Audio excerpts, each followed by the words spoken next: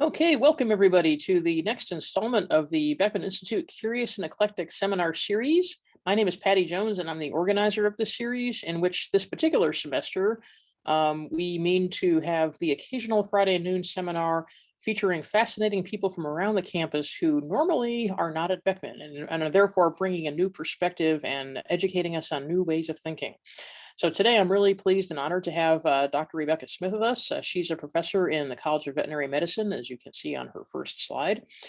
She got her PhD at Cornell University in epidemiology. She's also, of course, a vet, and she is an epidemiologist interested in the mathematical and statistical modeling of disease. And of course, that's very relevant nowadays in these pandemic times. So we're delighted to host her to give this talk. If you have questions during the talk, please put them in the chat, and I'll be monitoring the chat, and we'll have some time for questions and answers at the end. So Becky, please take it away, and thank you for being here. Thank you, and thank you, Patricia, for having me. So as you can see, the title of my talk is "If Modeling is the Answer, What is the Question?"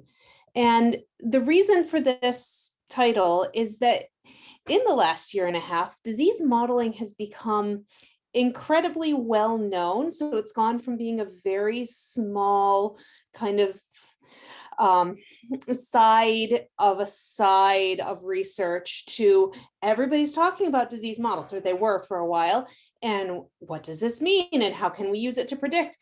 And so the idea is to say, well, disease modeling is not just some monolith, and it doesn't answer every question. So what are the different types of disease modeling and what questions do they answer? And I'll be giving some examples of different modeling that I've done in my past, or that people in my lab have done, to answer different questions. If you're hoping to hear me talk about COVID, I will not talk about COVID beyond saying this. I'm going to talk about some other diseases that I've worked on in the past. So the first thing to know, I am an epidemiologist. I am also a modeler, but epidemiology and modeling are not the same thing. There are very good modelers who are not epidemiologists, who come to us from physics and applied math.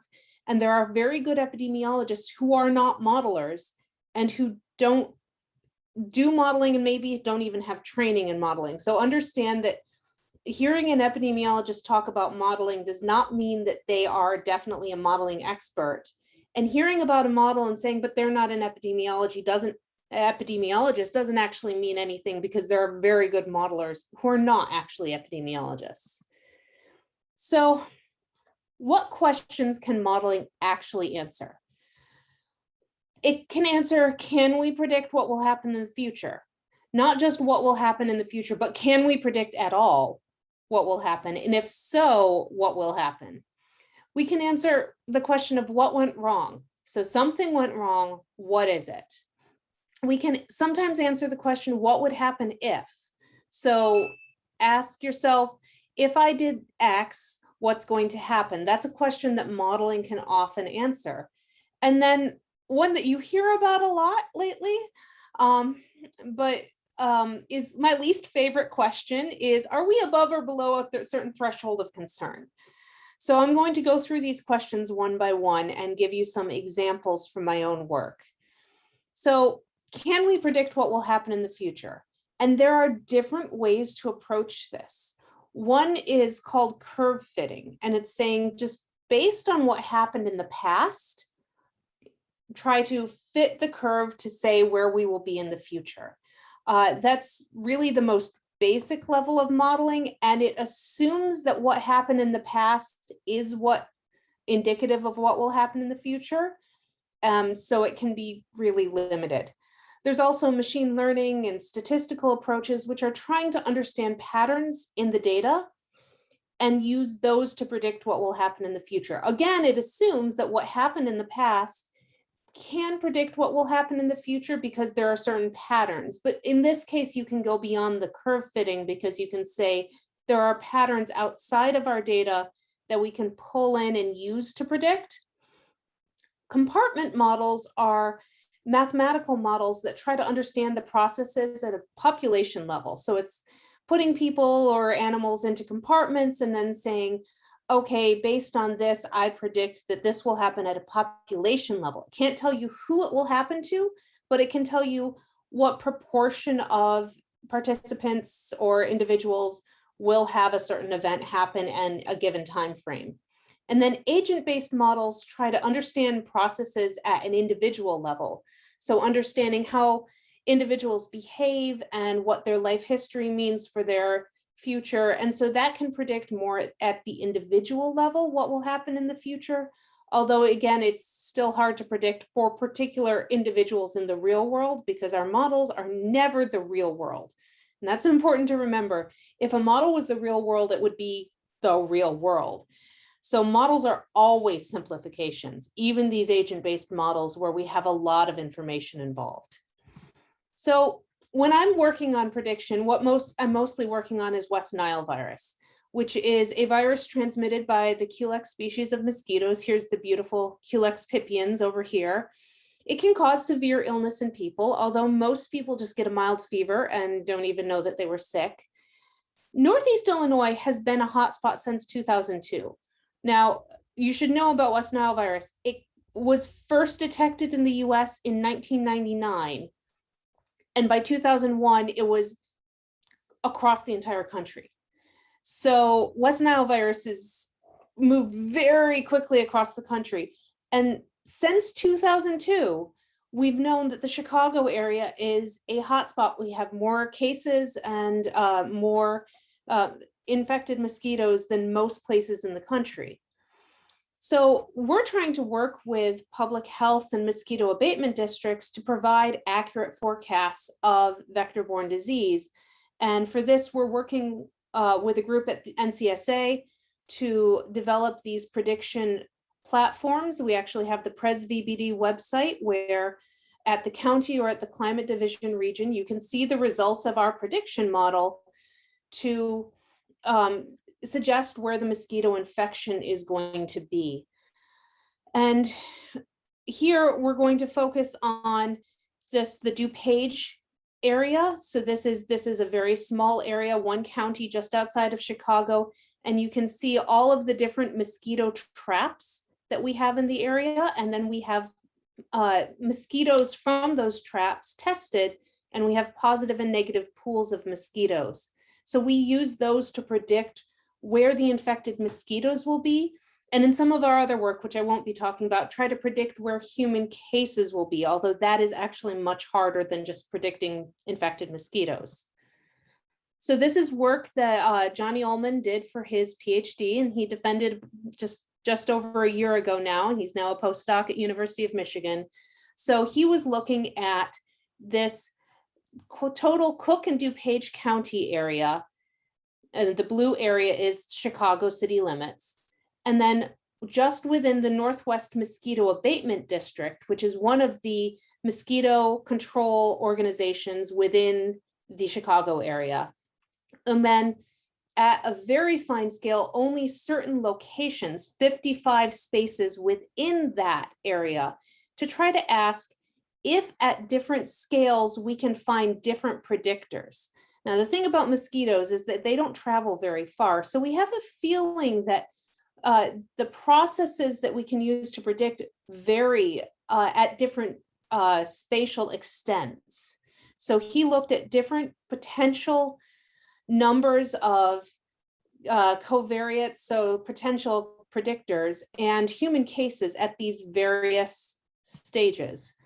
And what he found was we do actually find very different impacts of the different covariates at the different extents. So if you're looking at the 2-county level, there's very few things that have a really high prediction value, mostly temperature and a little bit of precipitation, but it's mostly temperature. Whereas if you go just to the local area, just to that Northwest Mosquito Abatement District, temperature again and winter temperature becomes more important, and some of the mosquito data becomes much more important. And then if you go to that very fine area where we just said, let's pick these 55 1-kilometer hexagons within here and see if we can get more information, then the mosquito information becomes much more important. And some of the weather variables become less important because now at this very fine scale, the mosquitoes are more predictive.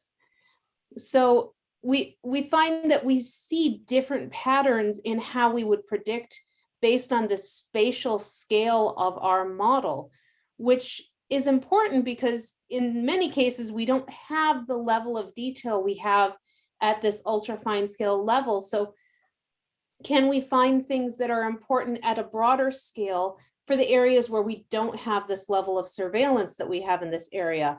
And we use that to predict human risk at these different spatial extents. So the largest one at the county level, and then at the local scale, and then this ultra fine scale. And we actually end up with different predictions depending on which extent we're using, simply because at this ultra fine scale, we have so much more precision, but also so much more data. And that's really been important for predicting where and when disease will happen, is the amount of data and the amount of precision in the data that you have. So we've used our county level models to predict the mosquito infection, and that's up on our Pres VBD website, and that's available whenever you want to see what the predictions are for the county. And we use the forecast to predict out for a couple weeks. So you see here the observed versus the predicted, and the normal is our 30-year normal numbers. So the second question we ask, what went wrong? Something has gone wrong and we want to know why. And there we have to think about these models and how we structured the model. So often we use compartment models for these. So we're asking how many compartments are we using? And sometimes with our models, we make this assumption of ceteris paribus, all else being equal, what would happen? So if we changed one thing, what would happen, all else being equal? Can we use that to find out what went wrong? We also have to think about our parameter values. Where are the data coming from and what kind of data, and how precise are these estimates? And then how can we fix it? So looking at what could change the results of the model a lot, that's a sensitivity analysis. What would a different model predict in the same area, and submitting it for external review, asking other people, so what do you think, does this model make sense to you? And this goes into the big thing with modeling, is you have to check your assumptions all the time, because if you're asking what went wrong, you have to know what assumptions did you make and which one of them could be wrong. So for this, I'm going to talk about a project that a former postdoc in the lab, Gianluigi Rossi, did. And he did this with funding from the Canadian Food Inspection Agency. And they came to us and asked us to help model a situation where something went really wrong. Now, bovine tuberculosis is a zoonotic pathogen, which means that it can cause tuberculosis in people, but it almost never does in the US because we've almost completely eliminated it. And also in Canada, it's almost been completely eliminated. But it does still occur either because of imports from Mexico, whereas it is endemic, or because of spread within our deer herds, which unfortunately it's become established in a couple of different deer herds. So in Western Canada in 2016, they found one positive beef herd. It was a cow-calf herd, and they had 6 positive animals. And so they wanted to know, well, who else could be involved in this? And they found out that this one herd had shared pasture or shared bulls or shared housing with 15 other herds. So they decided, because they didn't have an existing model, they couldn't predict what could happen. They quarantined all the herds and depopulated, aka killed, more than 10,000 animals. And they found 0 additional cases. And so they wanted us to know, can you build us a model to say, when was the herd infected and what was the probability that those other herds that we went in and quarantined and killed were actually infected? Or did we do something that wasn't necessary? So asking when was the herd infected, Gianluigi built this, what we call a meta-population model. So for each herd, there was a group of 4 different categories. You could be a cow, a calf, a heifer, who is a young female who hasn't yet given birth, or a bull. The calves could become heifers, who could become cows. Obviously, the bulls stay bulls. They all exist within the herd. And within each category, you could be susceptible. You could be what we call a cult. Problem with bovine tuberculosis is you can be infected for years before we can detect you with a test. The good thing is that you can then become what we call readable. So we can now find you with a test before you become infectious. So we have these 4 categories of infection state. We have these 4 categories of type of animal. We have movement. So the cows are culled and they go to the slaughterhouse. And in the slaughterhouse, people are looking for bovine tuberculosis. Sometimes calves go to the slaughterhouse, especially the male calves. If they don't need another bull around, they'll send the male calves to slaughter for veal. So the slaughterhouse surveillance can find infections there if they are at this R or I stage. And then once the herd has been detected, they can depopulate, and then they do the testing and enhanced inspection during the depopulation process. Using this whole model and the data that we saw from the herd of when they were detected, Gianluigi was actually able to predict with fairly good certainty that the herd had been infected sometime between mid-2011 to beginning of 2014. It was detected at the end of 2016. So it was a few years probably that it had been infected. What that means practically is that it was too far ago to figure out who exactly infected them, because beef herds aren't known for keeping really good records of where they got animals from. So it's probably unlikely that we'll find the source of the infection, but we know about how far back the risk of spread was. Now, once we know that, we can look at the probability that the other herds were infected. So we had this index herd here, that was where the positives were. We had the summer pastures and a number of different herds that were sharing a summer pasture. We had a second summer pasture with other herds sharing that. We had one farm, family members who co-managed bulls, so they had bulls moving back and forth. And we had the winter grazing land. Now, the herds didn't know which cows went to which pastures, so we had to actually just assign that randomly, but we could actually model this whole system and look at the probability of the other herds being infected given only contacts on pasture, which actually at different levels of inter-herd mixing on pasture could still give me more than a 50% probability of no additional herds being infected. Now, why is this inter-herd mixing parameter important? We don't actually know the value of that, which is why we looked at different values potentially. Cows are social, but they have cliques. So if you put a bunch of cows on a shared pasture, they're not necessarily going to hang out with each other. They're going to hang out with their own herd. So we know that they mix and they'll come up, they're curious, they'll sniff each other, but then they'll go off and do their own thing. So the amount of which that mixing happens makes a big difference at the probability of additional infected herds. But based on only sharing on pasture, there was a very low likelihood of infecting other herds. If we considered all of the other contact types, so the winter grazing land and the bulls, it then became more likely that there would have been additional infected herds, but still not many. So what went wrong here? Probably not that many other herds had been infected, and it might have been better off to just do testing rather than to do culling of all of these connected herds. Now, the other question that we like to ask is, what would happen if? So what would happen if a disease is introduced? Then you might do risk analysis or invasion potential to say, will it take off? What will it do?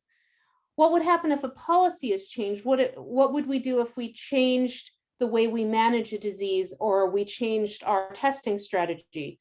Looking at what the impact is on control, but also cost benefit. Say, would this be a valuable thing to do?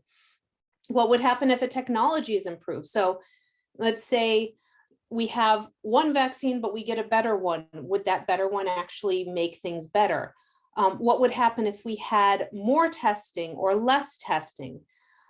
So what would happen if is kind of the bread and butter of what modelers do. We want to know what would happen, and we don't ethically or practically have the means to test this in a population. So we build a model.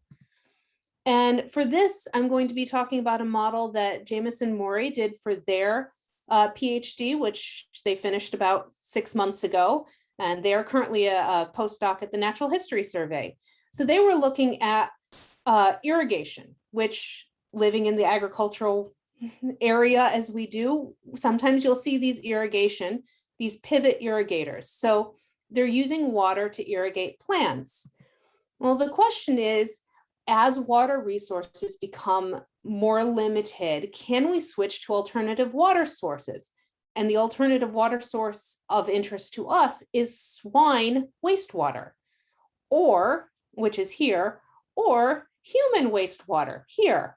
So thinking about these sources of wastewater, this is water that has not been processed and may contain pathogens, but it could be an alternative to our good drinking water for using for irrigation. And one of the questions was, well, what would happen if we irrigated with wastewater without treatment versus what would happen if we irrigated with wastewater that had been treated through a process called anaerobic digestion? And this is the anaerobic digester, where it processes it through this bacterial process where some gas is produced that becomes biogas, which is a great energy source. And then the bacterial composition of the water will change through this process because there are bacteria in the anaerobic digester that create heat, that change the organic matter, and the anaerobic conditions can be bad for some of these bacteria that we might be interested in. So in theory, it would decrease the amount of bacteria that we're worried about, pathogen bacteria. The problem is that it increases the ammonia in the water, and ammonia is toxic. So the anaerobic digestion would be good in the case of taking away the pathogens, but would be bad in the case of increasing the ammonia. So the question was, can we use a risk assessment to ask what would happen if we irrigated with wastewater, with or without anaerobic digestion? And would people become infected or become affected by the toxic ammonia products? And so for this, Jameson used air dispersion modeling, looked at ammonia air concentrations and quantitative microbial risk assessments, and then did those sensitivity analyses to say, well, what does this model really rely on, and what's important to it, so we can know how much we can trust the results. And our good colleague, Helen Nguyen, in civil and environmental engineering, collected flood water near swine farms with the assumption that the water collected downstream of these flooded swine lagoons is a good approximation of diluted swine wastewater. And they quantified the ammonia and the bacteria in these swine floodwaters. So Jameson also then built an air dispersion model to look at, if we put this into a central pivot irrigator, where would these particles be dispersed? So where would we have the aerosols that people could breathe in at different distances from the irrigator? And then summarized the assessment of what's the potential number of infections per year of two different bacteria types. One was Legionella pneumophila, which causes legionellosis, and one is non-tuberculosis mycobacteria, which is a common bacteria in wastewater and that can cause pneumonia if inhaled. And also, what is the concentration of ammonia? Now, the WHO recommends that you don't do anything that would cause more than 10 to the negative fourth infections per year with bacteria, or more than 0.5 milligrams per meter square or meter cubed ammonia. And when Jameson put the model together, they found that for ammonia, there was not a huge risk, but there was some risk. For Legionella, there was some risk. We just got over that threshold. And for non-tuberculosis mycobacteria, it was never approaching the threshold, so we don't need to worry about that. So they looked at what was this risk with Legionella, and what they found was that at 500 meters from the irrigator, about 25% of scenarios resulted in a probability of infection above what our target was. But at 1.6 to 2 kilometers from the irrigator, it was only 0.3%. So number one recommendation from this, yeah, you can use wastewater, but don't stand too close to the irrigator when you're doing it. They also looked at, well, what about the people downwind? Is there a risk to those people from the different irrigators? And using either low pressure or high pressure irrigators found that within 1 kilometer, there was some amount of risk. But once you got up to 7 kilometers away, there was very little risk. And if you look at this, the probability of infection is very low, even at 1 kilometer. So our conclusion was that the people downwind don't have really anything to worry about. It's really the people who would be right up there. Don't be working on the irrigator while you're irrigating with wastewater. So the last question that we will ask is, are we above or below a certain threshold of concern? And it amazes me how many people have now heard of R-naught. So R-naught is a term that comes from disease modeling, and it's the average number of secondary cases that you would expect to be caused by a single infectious individual in a fully susceptible population. So remember that R-naught assumes a fully susceptible population, one infectious individual. It's just kind of a guess of how quickly it will spread if you introduce a disease to a new population. It's not a great indicator of how much time it will take to spread, or of whether or not you can control it once it's there, but it does give you an idea of will it spread or not in a new population. And then K is a variable that fewer people talk about, but it is of interest. It's the amount of variability around that actual number of secondary cases caused by a single infectious individual. So the idea of K is that, well, R-naught is for the average. How much variability is in there?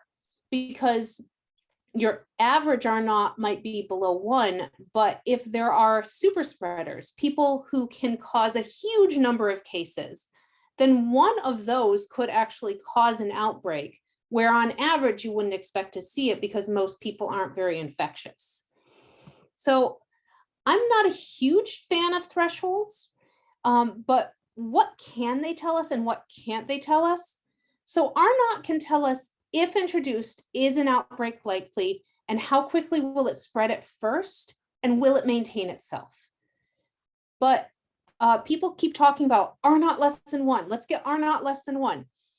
R-naught less than 1 says that if you introduce it to a population, it won't likely spread very far, and it won't maintain itself. But once established, R-naught less than 1 can't predict the time to elimination of an established outbreak, and it can't even guarantee the elimination of an established outbreak because it's only an average, and it's based on the concept of a disease-free population. Now, K can tell you how likely are super spreader events, but it can't tell you who will cause a super spreader event. So it's very useful to tell you, should you expect super spreader events, but it can't tell you when, where, and who. So there are limitations to these thresholds. I had to go pretty far back in my work to find examples of using these thresholds because I just don't like them. I find them very limiting. But the first paper I worked on as a PhD student looked at the R0 of a particular disease. This is Mycobacterium avium subspecies paratuberculosis, also known as Johne's disease, or we like to call it MAP because it's a mouthful. And it's a chronic infectious disease of dairy cattle. It's not necessarily a problem for humans, although there have been those who have said that it could cause Crohn's disease in those who are susceptible, in which case it is a real concern because it is ubiquitous in American dairy cattle and European dairy cattle, and pretty much across the world. It's pretty common in dairy cattle, and it is transmitted in milk, which is an issue. Our original model, well, this isn't our original model, but it's where I came into the MAP modeling world. It's the idea that this is a chronic disease, but you do have some age-related resistance. So if you're a calf, you're susceptible, but by the time you grow up, you're resistant. So if you didn't get infected, you're fine. Then you shed a little bacteria for a while, but then you settle down into this latent period. In the latent period, you're undetectable and you have no symptoms whatsoever. So you're undetectable and non-clinical. Then you enter this low shedding phase where you have occasional amounts of bacteria when you're stressed out mostly, and we start to see impacts on milk production. And then eventually, if you last long enough, and when I say eventually, I mean 5 to 6 years later, you may become this high shedder who becomes more like a super shedder, large amounts of bacteria all the time, diarrhea, wasting. This is where it looks like Crohn's disease. So this was our original model. And we asked if we can detect low shedders and high shedders, which we can detect at different levels. We're much more sensitive to high shedders than low shedders. We have very poor testing ability with the low shedders. But if we can detect them and we can remove them from the population, can we control disease? And so we built this is called a phase diagram. So looking at how much we call the low shedder. So how long does it take you to remove a low shedder from the population versus how long does it take you to remove a high shedder from the population? Now we drew a diagonal line because we assume that you're going to remove high shedders faster than low shedders. They're clinical and they're bad. So you definitely want to get rid of them more than you get rid of the low shedders. And looking at that area, we found that there's a line here. At this line, as long as you're in some combination above that line, your R0 is less than 1. So in theory, in this area of the phase diagram, you can control this disease. Now we had to top it out at 0.85 and 0.5, which is our ability to detect the disease. So we can't do better than that because we just don't have the better test. But in theory, if you're right here, you can control the disease, given this model assumption. Well, we went back to this a few years later and changed our model. We went from this nice little 6 compartment model to this behemoth, where we say, well, actually, you don't become fully resistant as you age, you just become more resistant. So you're still susceptible, you're just less likely to get infected. And also, not every infected animal becomes a high shedder. We actually introduced some amount of K, some amount of variability around the amount of infectiousness that an individual brings. So some individuals, about 30%, and this is actually common to all mycobacterial diseases, about 30% of individuals infected end up becoming high shedders. And about 70% don't. They have limited disease. They might become infectious when they're stressed out. Now, when I say all mycobacterial diseases, I'm not just talking cattle. We see the same pattern in leprosy and in TB. This is a very common pattern in mycobacterial diseases. And it's a fascinating question and somebody should really look into of why is it about 30%? Is it host genetics? Is it the amount of the exposure? Is it what time of your life were you exposed? There's so many questions there to be answered. But anyways, we've gone from this very basic model to this more advanced model. And we've asked, can you actually control disease with test and removal?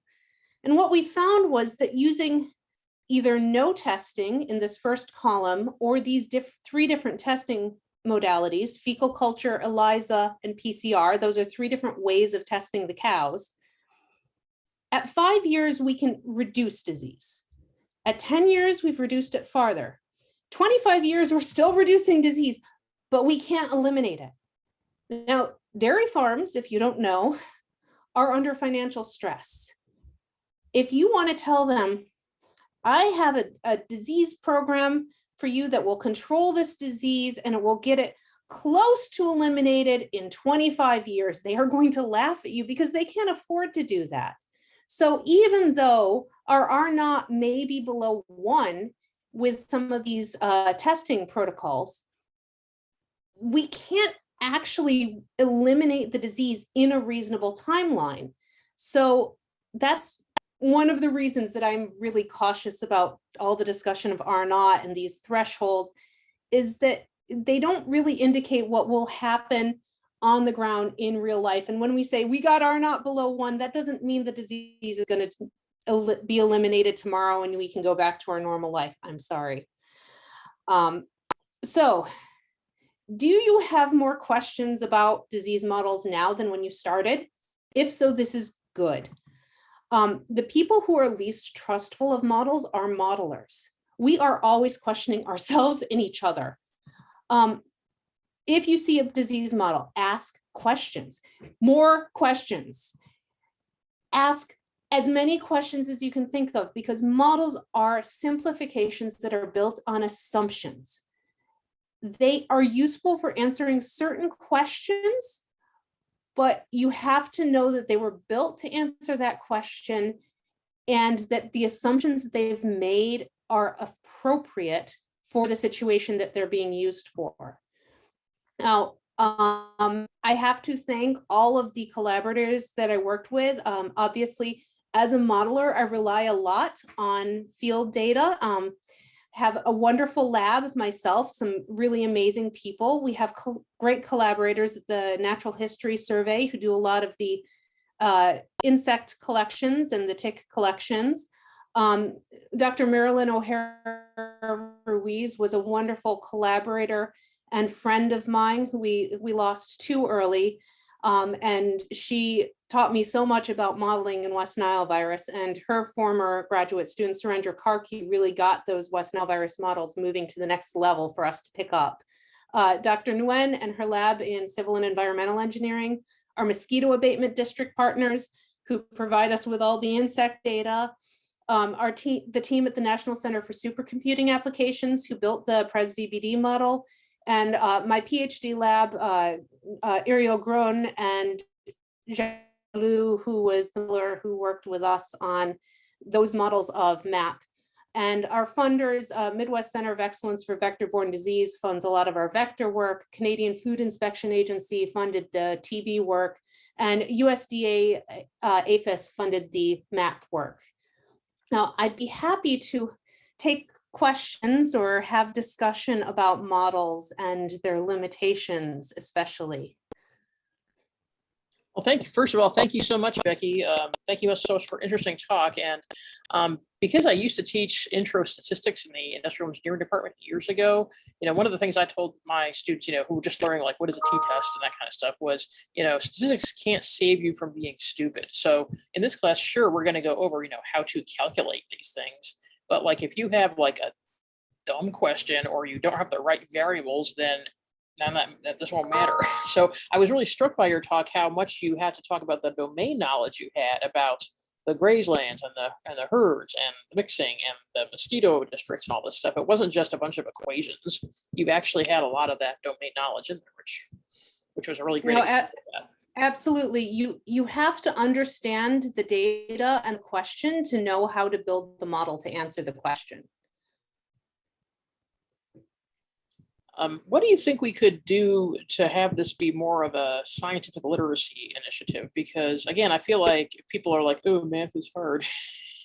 Okay, sure, calculating things may be more complex than other things. But again, it's this understanding that most facts are statistical facts, like, but when it comes to policy decisions, people want to simplify to say, either this will or won't happen, or it'll cost you this much or that much, etc. So, I mean, having people understand and appreciate that, I think most facts or statistical facts is the kind of vibe that we're going for in some sense here. I think well, for one thing, we need to increase math literacy and statistical literacy early on in education. Back when I was a grad student, I developed a workshop for junior high girls that would teach them disease modeling and would walk them through the process of using disease modeling to make policy decisions. And the parents would come to the workshops and sit in the back. And we would get parent comments and kid comments. The kids, these junior high girls, would say, "This was great. This was so much fun. I love it." One of them said, "I know what I want to do with my life now." The parents would say, "How dare you try to teach our children calculus? This is far too advanced for the kids." So I think we have to learn to teach that people can do this. And yes, the models that I build are based on calculus and differential equations, but I don't do calculus and differential equations. I partner with people who like to do that. I work on the understanding the domain knowledge and how that can translate into these mathematical equations. So we need to encourage people that you don't have to be some mathematical expert. You don't be scared of the numbers. The numbers are not the important thing. The important thing is the question and how you approach it.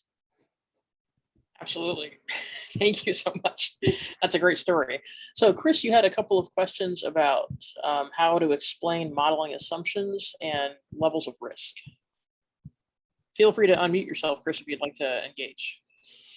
Yeah, sure. And maybe this is because I'm actually preparing to do an ethics talk here at 1:30 where we're going to talk about p-hacking and the like. I feel that there's just this great mistrust, and you alluded to some of this. So how can we communicate assumptions and uncertainties to the public when I realize there's a lot of skepticism that you got to that, well, you're just manipulating the data to get the results you want? And that is a really good question. The first thing to ask is to teach people to ask the right questions. Don't just say, well, you're manipulating the data. Ask, how did you use the data? Where did the data come from? Learn to ask the smart questions. And as far as working with the public, we have to get people more comfortable with uncertainty, which again is going back to an issue that's beyond what we can do as scientists. This is reaching back into education, but understanding that people don't like uncertainty. They don't like to be told, okay, here's the range. They'll take the point estimate over the range every time. So trying to think of new ways, and this is where communications experts can really help us, new ways to indicate uncertainty to people. So, but as far as what I do, I try to avoid graphs that give you this nice simple line or this simple plot, but include a lot of uncertainty. And a lot of my research moving forward now is thinking about how to propagate errors and uncertainties into our estimates so that we don't lose the error in the data collection when we look at the error in the estimation process. And not that that helps with the communication, but at least if you're not providing point estimates alone, if you're always putting them in context, and then you're working on people understanding what does this mean in context, like the Jameson's work, we're not thinking that the point estimates were all well below our thresholds of concern. What we're concerned about is those upper bounds, what in risk analysis we sometimes call the black swan events, that they're rare, but they're serious. So thinking about how to communicate that this could happen and it would be bad, and here's the probability, and what does that probability mean? But again, this is going well beyond me because this is a communication issue that people don't understand probability and risk. Myself included, I make mistakes all the time. So if anybody has suggestions, I'd be happy to take them. And I know that some psychology studies have looked at people's perceptions of risk, and then you can look at both likelihood and severity. And it seems like, in many cases, the severity of the outcome is freaks you out a lot. So it's like it's really rare that the airplane will explode, but here's a spectacular image of it exploding. So then people are afraid to fly, even though you can tell them it's rare, but you see the consequence. On the other hand, hearing that COVID is kind of like the flu instantly makes people laugh. No big deal. So I think that there's a lot of interesting psychological research on how people perceive these sorts of things, and then therefore, what kind of messaging might be more effective. But I think the other thing in the world is like we have so many messages now from all sources that dealing with that influx of things from every place, obviously. Yeah, I think the plane crash is a great example because there are people who are scared of flying, and they aren't mocked for being scared of flying, but at some point we've been having for a while now a plane crash a day of COVID deaths, and people who say maybe we should take more precautions are mocked for saying that, which is really it's disconcerting how people can disconnect those areas of risk. But it's because of the severity. People talk about, I've actually read in a book somebody saying, well, we don't need to worry about kids dying of hunger because it takes so long to do that we need to focus on the kids who are dying acutely. And it's like, that there are kids dying of hunger every day. It might have taken them a while to get there, but they're still dying today. But people have trouble with that concept of if it takes a while for it to happen, that doesn't mean it's not happening right now. I think there is definitely a kind of cultural distinction between acute and chronic events. So like when somebody has a disaster happen and they put out a GoFundMe campaign, it's like, oh, I need to raise money for this operation or whatever. And it's like, oh, let's rally around the heroics of this acute crisis. But then when it's like, oh, please help me pay for my chemo for the next 25 years, it's like, that's kind of boring. So yeah, we seem to get all very much energized about the crisis. And I think that, superhero movies and the way that the news media does things helps reinforce that idea, as opposed to, managing things every day effectively is just as important, but it's seen as obviously background kind of stuff or something. Yeah, no, I agree. So I am currently playing hooky from a virtual conference on zoonotic diseases. And during our chat time this morning, one of the other participants was saying, yeah, I think viruses or prions are going to kill us all. And I said, I'm more worried about antimicrobial resistance, because viruses and prions, they're fast, they're scary, but then we figure out how to control them and we get them under control. Antimicrobial resistance will eventually make all of our antibiotics useless, and we will go back to the pre-antibiotic era. I'm far more worried about that, but it's not sexy because it's slow.